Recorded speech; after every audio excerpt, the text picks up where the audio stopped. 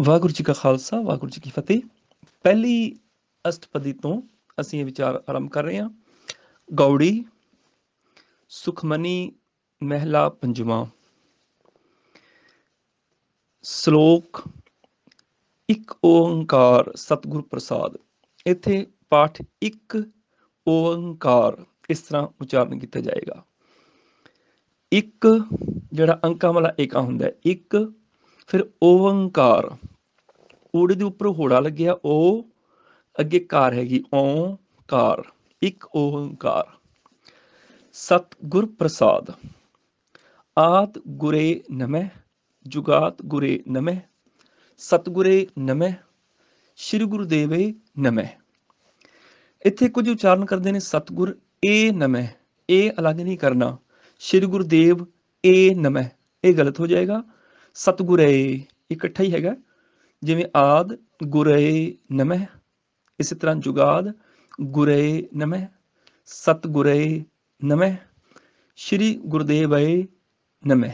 ਗੁਰੂਦੇਵਏ, ਸਤਿਗੁਰੇ, ਇਹ ਇਕੱਠਾ ਉਚਾਰਨ ਹੋਏਗਾ ਜੀ। ਅਸ਼ਟਪਦੀ ਹੈ ਸਿਮਰੋਂ ਸਿਮਰ ਸਿਮਰ ਸੁਖ ਪਾਵੋਂ। ਇੱਥੇ ਆਮ ਤੌਰ ਤੇ ਉਚਾਰਨ ਕੀਤਾ ਜਾਂਦਾ ਹੈ ਸਿਮਰੋ, ਸਿਮਰ ਸਿਮਰ ਸੁਖ ਪਾਵੋ। ਇਹਦਾ ਅਰਥ ਬਣੇਗਾ ਵੀ ਤੁਸੀਂ ਸਿਮਰੋ ਤੇ ਤੁਸੀਂ ਸਿਮਰ ਕੇ ਸੁਖ ਪਾਓ, ਕਿ ਮੈਨੂੰ ਸੁਖ ਨਹੀਂ ਚਾਹੀਦਾ। ਜਿੱਥੇ ਹਾਹੇ ਨੂੰ ਅਖੀਰ ਤੇ ਔਂਕੜ ਹੁੰਦੀ, ਫਿਰ ਦੂਸਰੇ ਵਾਸਤੇ ਗੱਲ ਆਣੀ ਸੀ ਵੀ ਤੁਸੀਂ ਸਿਮਰੋ।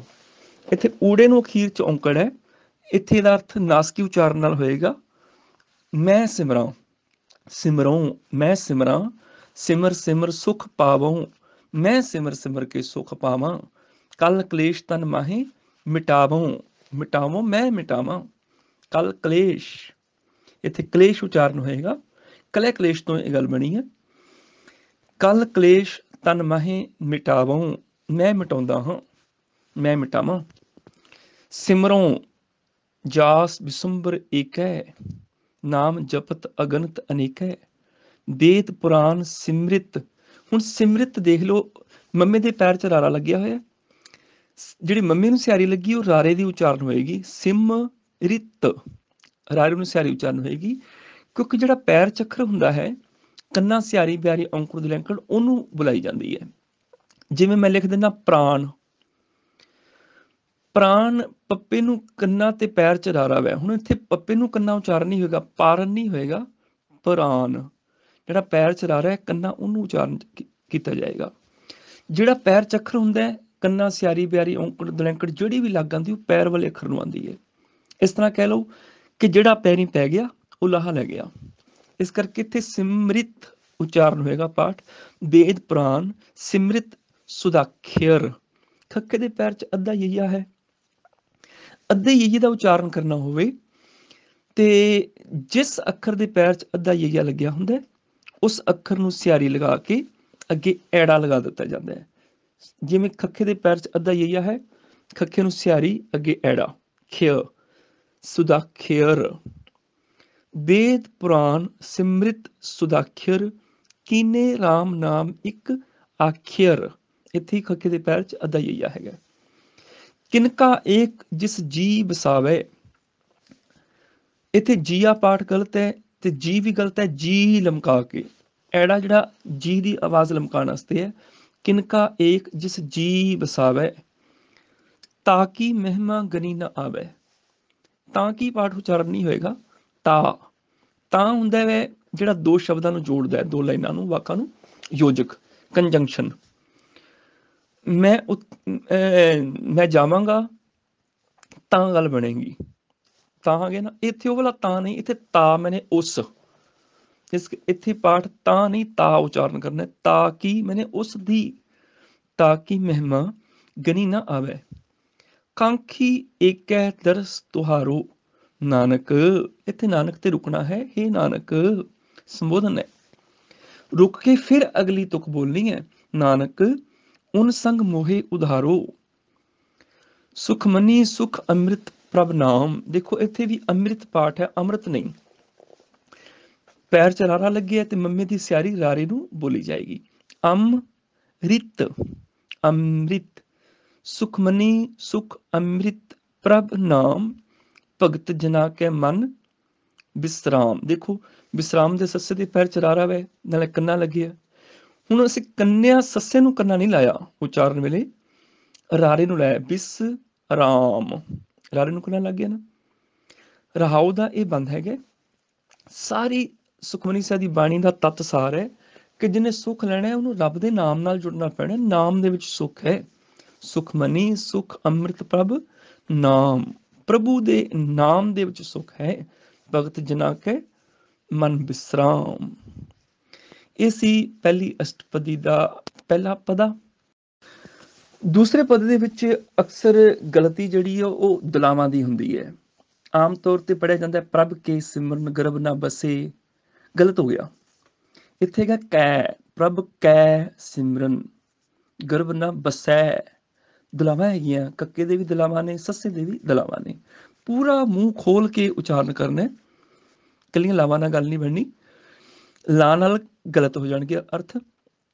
ਪ੍ਰਭ ਕੈ ਸਿਮਰਨ ਗਰਭ ਨਾ ਬਸੈ, ਇਹ ਸਾਰੀ ਥਾਵਾਂ ਤੇ ਪ੍ਰਭ ਕੈ ਜਾਂ ਫਿਰ ਨਸੈ ਜਾਂ ਪ੍ਰਭ ਕੈ ਸਿਮਰਨ ਕਾਲ ਪਰ ਹਰੈ, ਦੁਲਾਵਾਂ ਆ ਗਈਆਂ। ਪ੍ਰਭ ਕੈ ਸਿਮਰਨ ਦੁਸ਼ਮਨ ਟਰੈ। ਦੇਖੋ ਸਾਰਾ ਪਦਾ ਪ੍ਰਭ ਕੈ ਸਿਮਰਨ ਗਰਭ ਨਾ ਬਸੈ, ਪ੍ਰਭ ਕੈ ਸਿਮਰਨ, ਸਿਮਰਨ ਤੇ ਰੁਕਣਾ ਹੈਗਾ ਥੋੜਾ ਜਿਹਾ ਹਲਕਾ ਜਿਹਾ।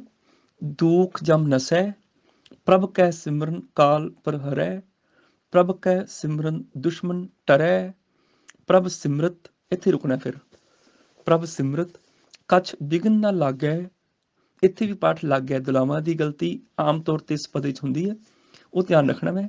ਪ੍ਰਭ ਕੈ ਸਿਮਰਨ ਅਣ ਦਿਨ ਜਾਗੈ, ਪ੍ਰਭ ਕੈ ਸਿਮਰਨ ਭਉ ਨਾ ਵਿਆਪੈ, ਪ੍ਰਭ ਕੈ ਸਿਮਰਨ ਦੁੱਖ ਨ ਸੰਤਾਪੈ, ਪ੍ਰਭ ਕਾ ਸਿਮਰਨ ਸਾਧ ਕੈ ਸੰਗ, ਇੱਥੇ ਵੀ ਕੈ। ਪ੍ਰਭ ਕਾ ਸਿਮਰਨ ਸਾਧ ਕੈ ਸੰਗ, ਸਰਬ ਨਿਧਾਨ ਨਾਨਕ, ਨਾਨਕ ਤੇ ਫਿਰ ਰੁਕਣਾ ਮੈਂ, ਹੇ ਨਾਨਕ ਸਰਬ ਨਿਧਾਨ ਨਾਨਕ ਹਰ ਰੰਗ। ਇਸੇ ਤਰ੍ਹਾਂ ਤੀਸਰਾ ਪਦਾ ਪ੍ਰਭ ਕੈ ਸਿਮਰਨ, ਇੱਥੇ ਫਿਰ ਕੈ ਧਿਆਨ ਰੱਖਣਾ ਹੈ। ਪ੍ਰਭ ਕੇ ਸਿਮਰਨ ਨਹੀਂ, ਪ੍ਰਭ ਕੈ ਸਿਮਰਨ। ਪ੍ਰਭ ਕੈ ਸਿਮਰਨ ਰਿੱਧ ਸਿੱਧ ਨੌ ਨਿਧ, ਪ੍ਰਭ ਕੈ ਸਿਮਰਨ ਗਿਆਨ ਧਿਆਨ ਤਤ ਬੁੱਧ, ਪ੍ਰਭ ਕੈ ਸਿਮਰਨ ਜਪ ਤਪ ਪੂਜਾ, ਪ੍ਰਭ ਕੈ ਸਿਮਰਨ ਬਿਨਸੈ ਦੂਜਾ। ਬਿਨਸੈ ਇੱਥੇ ਸੱਸੇ ਨੂੰ ਦੁਲਾਵਾਂ ਹੈਗੀਆਂ ਨੇ। ਪ੍ਰਭ ਕੈ ਸਿਮਰਨ ਤੀਰਥ ਇਸ਼ਨਾਨੀ, ਪ੍ਰਭ ਕੈ ਸਿਮਰਨ ਦਰਗਾਹ ਮਾਨੀ। ਇੱਥੇ ਦਰਗਾਹ ਪਾਠ ਹੈ, ਦਰਗਾਹ ਨਹੀਂ ਹੈ। ਇੱਥੇ ਦਰਗਾਹ ਉਚਾਰਨ ਕਰਨਾ ਪਏਗਾ। ਅਸੀਂ ਪਿੱਛੇ ਵਿਚਾਰ ਕੇ ਗਏ ਹਾਂ ਕਿ ਦਰਗਾਹ ਤੇ ਪਨਾਹ ਤੇ ਅੱਲਾਹ ਇਹ ਫਾਰਸੀ ਦੇ ਸ਼ਬਦ ਨੇ, ਜਿਹਦੇ ਵਿੱਚ ਕਰਕੇ ਉਹਨਾਂ ਦਾ ਕੰਨਾ ਹਾਹਾ ਹੈ। ਤੇ ਮੁਸਲਿਮ ਵੀਰ ਜਿਹੜੇ ਨੇ ਉਹ ਇਹ ਨਹੀਂ ਕਹਿੰਦੇ ਅਸੀਂ ਰੱਬ ਦੀ ਦਰਗਾਹ 'ਚ ਜਾਣਾ, ਉਹ ਕਹਿੰਦੇ ਰੱਬ ਦੀ ਦਰਗਾਹ 'ਚ ਜਾਣਾ। ਕੋਈ ਨਹੀਂ ਕਹਿੰਦਾ ਮੈਂ ਤੇਰੀ ਪਨਾਹ 'ਚ ਆਇਆ, ਅਸੀਂ ਕਹਿੰਦੇ ਮੈਂ ਤੇਰੀ ਪਨਾਹ 'ਚ ਆਇਆ ਵਾਂ, ਪਨਾਹ 'ਚ। ਇਸ ਤਰ੍ਹਾਂ ਕੋਈ ਨਹੀਂ ਮੁਸਲਿਮ ਕਹਿੰਦਾ ਅਸੀਂ ਅੱਲੇ ਨੂੰ ਮੰਨਦੇ ਹਾਂ, ਨਹੀਂ ਅਸੀਂ ਅੱਲਾਹ ਨੂੰ ਮੰਨਦੇ ਹਾਂ। ਉਹਨਾਂ ਦੀ ਭਾਸ਼ਾ ਦੇ ਵਿੱਚ ਕੰਨੇ ਦੀ ਥਾਂ ਤੇ ਉਹ ਹਾਹਾ ਲਗਾਉਂਦੇ ਨੇ। ਇਹ ਤਿੰਨ ਸ਼ਬਦ ਗੁਰਬਾਣੀ 'ਚ ਆਉਂਦੇ ਨੇ ਆਮ ਕਰਕੇ। ਗੁਰੂ ਸਾਹਿਬ ਨੇ ਐਜ਼ ਇਟ ਇਜ਼ ਹੀ ਗੁਰਬਾਣੀ ਦੇ ਵਿੱਚ ਦਰਜ ਕਰ ਦਿੱਤੇ ਕਿ ਜਿਹਦਾ ਉਚਾਰਨ ਅਸੀਂ ਦਰਗਾਹ ਪਨਾਹ ਤੇ ਅੱਲਾਹ ਕਰਾਂਗੇ। ਸਾਹਮਣੇ ਕੋਈ ਮੁਸਲਿਮ ਵੀਰ ਬੈਠਾ ਹੋਵੇ, ਵਿਦਵਾਨ ਬੈਠਾ ਹੋਵੇ, ਉਹ ਕਹੇਗਾ ਕਿ ਇਹਨਾਂ ਨੂੰ ਤੇ ਸਾਡੇ ਸ਼ਬਦ ਵੀ ਉਚਾਰਨ ਕਰਨੇ ਨਹੀਂ ਆ ਰਹੇ। ਅਸਲ 'ਚ ਇਹ ਹਾ ਕੰਨੇ ਦਾ ਉਚਾਰਨ ਦੇਗਾ ਦਰਗਾਹ। ਪ੍ਰਭ ਕੈ ਸਿਮਰਨ ਦਰਗਾਹ ਮਾਨੀ, ਪ੍ਰਭ ਕੈ ਸਿਮਰਨ ਹੋਏ ਸੋ ਭਲਾ, ਪ੍ਰਭ ਕੈ ਸਿਮਰਨ ਸੁਫਲ ਫਲਾ। ਸੁਫਲ ਮਨੇ ਫਲ ਸਹਿਤ, ਸੁਫਲ ਫਲਾ ਸੇ ਸਿਮਰੈ। ਹੁਣ ਇੱਥੇ ਕਈ ਉਚਾਰਨ ਕਰਦੇ ਨੇ ਸਿਮਰੈ, ਸਿਮਰੈ ਕਵਾਂਗੇ ਤੇ ਇੱਕ ਜਣਾ ਬਣ ਜਾਏਗਾ, ਇੱਕ ਸਿਮਰਦਾ ਹੈ ਤੇ ਰਾਰੇ ਨੂੰ ਦੁਲਾਵਾਂ ਆਣਗੀਆਂ। ਪਰ ਇਹਦੀ ਥਾਂ ਤੇ ਰਾਰਾ ਤੇ ਹਾਹੇ ਨੂੰ ਸਿਹਾਰੀ ਹੈ, ਬਹੁਵਚਨ ਬਣ ਗਿਆ ਸਿਮਰੈ। ਜੇ ਰਾਰੇ ਦੇ ਦੁਲਾਵਾਂ ਹੋਣ ਤੇ ਫਿਰ ਇੱਕ ਸਿਮਰੈ ਇੱਕ ਵਚਨ ਹੈ। ਜੇ ਰਾਰਾ ਹਾਹੇ ਸਿਹਾਰੀ ਆ ਗਈ ਫਿਰ ਬਹੁਵਚਨ ਸਿਮਰੈ ਬਹੁਤੇ ਨੇ। ਸੇ ਵੀ ਬਹੁਤੇ ਵਾਸਤੇ ਹੈ, ਸੋ ਹੁੰਦਾ ਤੇ ਇੱਕ ਵਾਸਤੇ ਹੋਣਾ ਸੀ, ਜੇ ਸੇ ਹੈ ਤੇ ਬਹੁਤਿਆਂ ਵਾਸਤੇ ਹੈ। ਇਸ ਕਰਕੇ ਨਾਸਕੀ ਉਚਾਰਨ ਕਰਾਂਗੇ, ਸੁਣਨ ਵਾਲੇ ਨੂੰ ਸਮਝ ਆ ਜਾਏਗੀ ਕਿ ਬਹੁਵਚਨ ਦੀ ਗੱਲ ਚੱਲ ਰਹੀ, ਬਹੁਤਿਆਂ ਦੀ ਗੱਲ ਹੋ ਰਹੀ ਹੈ। ਸੇ ਸਿਮਰੈ ਜਿਨ ਆਪ ਸਿਮਰਾਏ ਨਾਨਕ, ਇੱਥੇ ਫਿਰ ਰੁਕਣਾ ਮੈਂ ਨਾਨਕ ਤੇ, ਹੇ ਨਾਨਕ ਜੀ ਨਾਨਕ ਤਾ ਕੈ ਲਾਗੋਂ ਪਾਏ।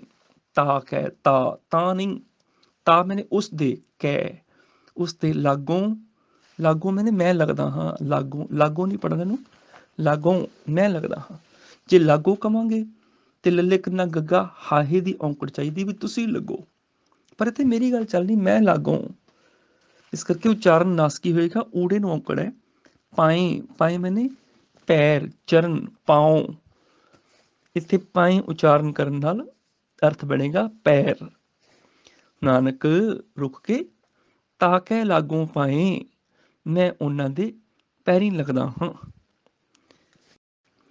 ਪ੍ਰਭ ਕਾ ਸਿਮਰਨ ਸਭ ਤੇ ਊਚਾ, ਪ੍ਰਭ ਕੈ ਸਿਮਰਨ ਉਦਰੇ ਮੂਚਾ। ਇੱਥੇ ਕੈ ਪਾਠ ਹੋਏਗਾ।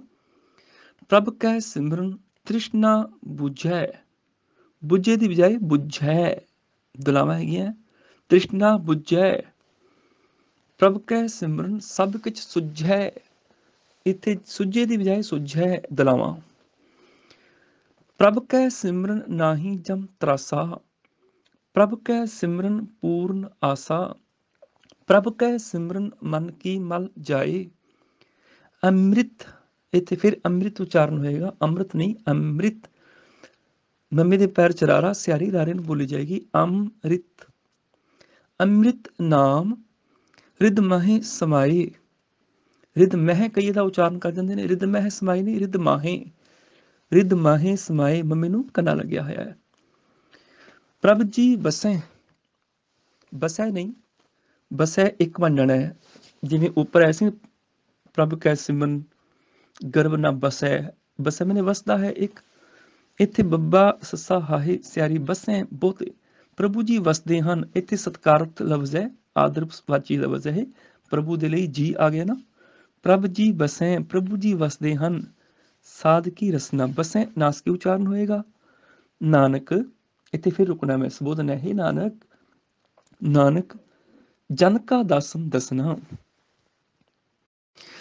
ਸੁਖਮਨੀ ਸਾਹਿਬ ਦੇ ਪਹਿਲੇ ਸ਼ਬਦ ਦਾ 5ਵਾਂ ਪਦਾ ਸ਼ੁਰੂ ਹੈ। ਪ੍ਰਭ ਕਉ ਸਿਮਰੈ ਸੇ ਤਨਵੰਤੇ। ਇਸ ਪਦ ਵਿੱਚ ਆਮ ਤੌਰ ਤੇ ਦੋ ਗਲਤੀਆਂ ਹੁੰਦੀਆਂ ਨੇ। ਕਈ ਪ੍ਰਭ ਕੋ ਪੜ੍ਹਦੇ ਨੇ, ਕੋ ਨਹੀਂ ਕਾਓ, ਕੱਕਾ ਊੜੇ ਔਂਕੜ ਕਉ, ਕਾਓ। ਇੱਦਾਂ ਕਹਿ ਲਓ ਵੀ ਕੱਕੇ ਨੂੰ ਕਨੌੜਾ ਲਾ ਕੇ ਇਹਦੇ ਅਰਥ ਸਪਸ਼ਟ ਹੋ ਜਾਂਦੇ ਨੇ, ਉਚਾਰਨ ਠੀਕ ਹੋ ਜਾਂਦਾ ਹੈ। ਕਾਓ, ਪ੍ਰਭ ਕਉ ਸਿਮਰੈ।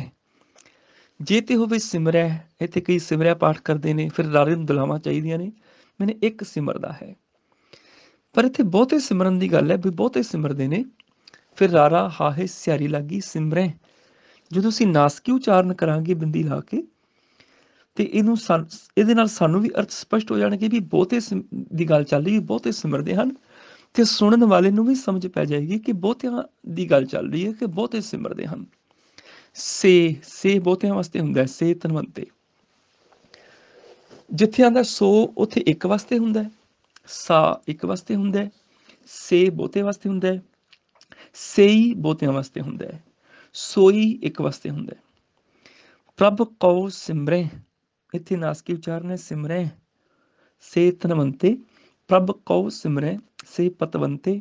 ਪ੍ਰਭ ਕਉ ਸਿਮਰੈ ਸੇ ਜਨ ਪ੍ਰਵਾਨ। ਪ੍ਰਭ ਕਉ ਸਿਮਰੈ ਸੇ ਪੁਰਖ ਪ੍ਰਧਾਨ। ਪ੍ਰਭ ਕਉ ਸਿਮਰੈ, ਹੁਣ ਇੱਥੇ ਸੱਸੇ ਨੂੰ ਸਿਹਾਰੀ ਆ ਗਈ, ਸੇ ਬੇਮੋਹਤਾਜੀ। ਪ੍ਰਭ ਕਉ ਸਿਮਰੈ ਸੇ ਸਰਬ ਕੇ ਰਾਜੇ। ਪ੍ਰਭ ਕਉ ਸਿਮਰੈ ਸੇ ਸੁਖਵਾਸੀ। ਪ੍ਰਭ ਕਉ ਸਿਮਰੈ ਸਦਾ ਅਬਿਨਾਸ਼ੀ। ਸਿਮਰਨ ਤੇ ਲਾਗੇ ਜਿਨ ਆਪ ਦਿਆਲਾ। ਨਾਨਕ, ਇੱਥੇ ਨਾਨਕ ਤੇ ਫਿਰ ਰੁਕਣਾ ਹੈ। ਇਹ ਨਾਨਕ ਸੰਬੋਧਨ ਹੈ। ਨਾਨਕ ਜਨ ਕੀ ਮੰਗੈ ਰਵਾਲਾ। ਰਵਾਲਾ ਮੈਨੇ ਧੂੜ। ਇਹਦਾ ਉਚਾਰਨ ਜੇ ਰਵਾਲਾ ਕਰੂੰਗੇ ਤਾਂ ਜ਼ਿਆਦਾ ਸਪਸ਼ਟ ਹੋਏਗਾ। ਰਵਾਲਾ ਮੈਨੇ ਧੂੜ। ਨਾਨਕ ਜਨ ਕੀ ਮੰਗੈ ਰਵਾਲਾ। ਪ੍ਰਭ ਕਉ ਸਿਮਰੈ ਸੇ ਪਰ ਉਪਕਾਰੀ। ਪ੍ਰਭ ਕਉ ਸਿਮਰੈ ਤਿਨ ਸਦ ਬਲਿਹਾਰੀ। ਇੱਥੇ ਵੀ ਕਉ ਤੇ ਸਿਮਰੈ ਦਾ ਧਿਆਨ ਰੱਖਣਾ ਮੈਂ। ਨਾਸਕੀ ਉਚਾਰਨ ਹੈ ਸਿਮਰੈ, ਮੈਨੇ ਬਹੁਤੇ ਸਿਮਰਦੇ ਹਨ। ਪ੍ਰਭ ਕਉ ਸਿਮਰੈ ਸੇ ਮੁਖ ਸੁਹਾਵੇ। ਹੁਣ ਇੱਥੇ ਧਿਆਨ ਦੇਣਾ, ਸੁਹਾਵੇ ਵਾਵੇ ਨੂੰ ਲਾਂ ਲੱਗੀ ਹੋਈ ਹੈ। ਬਿਹਾਵੈ ਤੇ ਦੁਲਾਵਾਂ ਹੈਗੀਆਂ ਨੇ, ਸੁਹਾਵੇ ਤੇ ਬਿਹਾਵੈ, ਇਹਦਾ ਧਿਆਨ ਰੱਖਣਾ। ਪ੍ਰਭ ਕਉ ਸਿਮਰੈ ਸੇ ਮੁਖ ਸੁਹਾਵੇ। ਪ੍ਰਭ ਕਉ ਸਿਮਰੈ ਤਿਨ ਸੂਖ ਬਿਹਾਵੈ। ਪ੍ਰਭ ਕਉ ਸਿਮਰੈ ਤਿਨ ਆਤਮ ਜੀਤਾ। ਪ੍ਰਭ ਕਉ ਸਿਮਰੈ ਤਿਨ ਨਿਰਮਲ ਰੀਤਾ। प्रभ को सिमरह तिन अनंत कनेरे, प्रभ को सिमरह बसे हर नेरे, संत कृपा ते। इत्थे कृपा पाठ नहीं है, करिपा रारे ਨੂੰ ਸਿਆਰੀ ਬੋਲੀ ਜਾਏਗੀ। ਕੱਕੇ ਦੇ ਪੈਰ 'ਚ ਰਾਰਾ ਵੈ ਤੇ ਕੱਕੇ ਵਾਲੀ ਸਿਆਰੀ ਰਾਰੇ ਨੂੰ ਬੋਲੀ ਜਾਏਗੀ, ਕਰਿਪਾ ਕਿਰਪਾ। ਜੇ ਕਿਰਪਾ ਕਵਾਂਗੇ ਫਿਰ ਕੱਕੇ ਨੂੰ ਸਿਆਰੀ ਬੋਲੀ ਜਾਏਗੀ, ਪਰ ਪੈਰ ਦੇ ਅੱਖਰ ਨੂੰ ਸਿਆਰੀ ਲੱਗੇਗੀ, ਕੱਕੇ ਨੂੰ ਨਹੀਂ। ਕਿਰਪਾ ਨਹੀਂ ਪਾਠ ਹੈਗਾ, ਇੱਥੇ ਪਾਠ ਹੈਗਾ ਕਰਿਪਾ। ਸੰਤ ਕਿਰਪਾ, ਸੰਤ ਕਿਰਪਾ ਤੇ ਅਣਦਿਨ ਜਾਗ ਨਾਨਕ। ਇੱਥੇ ਫਿਰ ਰੁਕਣਾ ਮੈਂ, हे ਨਾਨਕ ਸੁਬੋਧਨ ਕਰਨਾ ਹੈ, ਆਵਾਜ਼ ਦੇਣੀ ਹੈ। ਨਾਨਕ ਸਿਮਰਨ ਪੂਰਾ ਭਾਗ, ਇੱਥੇ ਫਿਰ ਪੂਰਾ ਦਲਾਵਾਂ ਨਾਲ ਆਏਗਾ, ਪੂਰਾ ਭਾਗ। ਪ੍ਰਭ ਕੈ ਸਿਮਰਨ ਕਾਰਜ ਪੂਰੇ, ਪ੍ਰਭ ਕੈ ਸਿਮਰਨ ਕਬਹੂ ਨਾ ਝੂਰੇ, ਪ੍ਰਭ ਕੈ ਸਿਮਰਨ ਹਰ ਗੁਣ ਬਾਨੀ, ਪ੍ਰਭ ਕੈ ਸਿਮਰਨ ਸਹਿਜ ਸਮਾਨੀ, ਪ੍ਰਭ ਕੈ ਸਿਮਰਨ ਨੇਚਲ ਆਸਨ, ਪ੍ਰਭ ਕੈ ਸਿਮਰਨ ਕਮਲ ਬਿਗਾਸਨ, ਪ੍ਰਭ ਕੈ ਸਿਮਰਨ ਅਨਹਦ ਝੁਨਕਾਰ, ਸੁਖ ਪ੍ਰਭ ਸਿਮਰਨ ਕਾ ਅੰਤ ਨਾ ਪਾਰ। ਇੱਥੇ ਜਿਹੜਾ ਪਾਠ ਹੈ ਨਾ, ਸੁਖ ਪ੍ਰਭ ਸਿਮਰਨ ਕਾ, ਸੁਖ ਤੇ ਹਲਕਾ ਜਿਹਾ ਰੁਕਣਾ ਹੈਗਾ, ਸੁਖ ਪ੍ਰਭ ਸਿਮਰਨ ਕਾ ਅੰਤ ਨਾ ਪਾਰ। ਸਿਮਰੇ ਇੱਥੇ ਫਿਰ ਨਾਸਕੀ ਉਚਾਰਨ ਆ ਗਿਆ, ਬਹੁਤਿਆਂ ਵਾਸਤੇ। ਸਿਮਰੈ ਸੇ ਜਨ ਜਿਨ ਕੋ ਪ੍ਰਭ ਮਇਆ, ਨਾਨਕ। ਇੱਥੇ ਫਿਰ ਸੰਬੋਧਨ ਹੈ, ਨਾਨਕ। ਨਾਨਕ ਤਿੰਨ ਜਨ ਸ਼ਰਣੀ ਪਿਆ, ਇਹਨੂੰ ਪਿਆ ਤੇ ਮਿਆ ਨਹੀਂ ਬੋਲਣਾ, ਮਏਹਾ ਪਏਹਾ। ਜੇ ਮਿਆ ਕਵਾਂਗੇ ਫਿਰ ਮੰਮੀ ਨੂੰ ਸਿਆਰੀ ਲੱਗ ਜਾਏਗੀ, ਮੇ ਐੜੇ ਨੂੰ ਕਰਨਾ ਮਿਆ, ਗਲਤ ਹੋ ਜਾਏਗਾ। ਇੱਥੇ ਤਿੰਨ ਸ਼ਬਦ ਨੇ, ਮੰਮਾ, ਏੜੀ ਤੇ ਐੜਾ, ਇਸ ਕਰਕੇ ਮੰਮਾ ਏੜੀ ਸਿਆਰੀ ਮਏ, ਐੜੇ ਕਰਨਾ ਆ, ਮਇਆ। ਇੱਦਾਂ ਹੀ ਪੱਪਾ ਈੜੀ ਸਿਆਰੀ ਪਏ, ਐੜੇ ਕਰਨਾ ਆ, ਪਇਆ। ਸਿਮਰੈ ਸੇ ਜਨ ਜਿਨ ਕੋ ਪ੍ਰਭ ਮਇਆ, ਨਾਨਕ ਤਿੰਨ ਜਨ ਸ਼ਰਣੀ ਪਿਆ।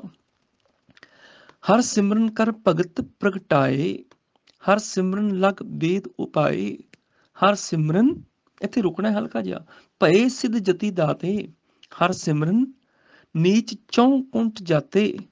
ਚੌ ਪਾਠ ਨਹੀਂ ਦਾ, ਇਹਦਾ ਪਾਠ ਚੌਂ, ਚਾਰ ਦੀ ਗੱਲ ਹੈ।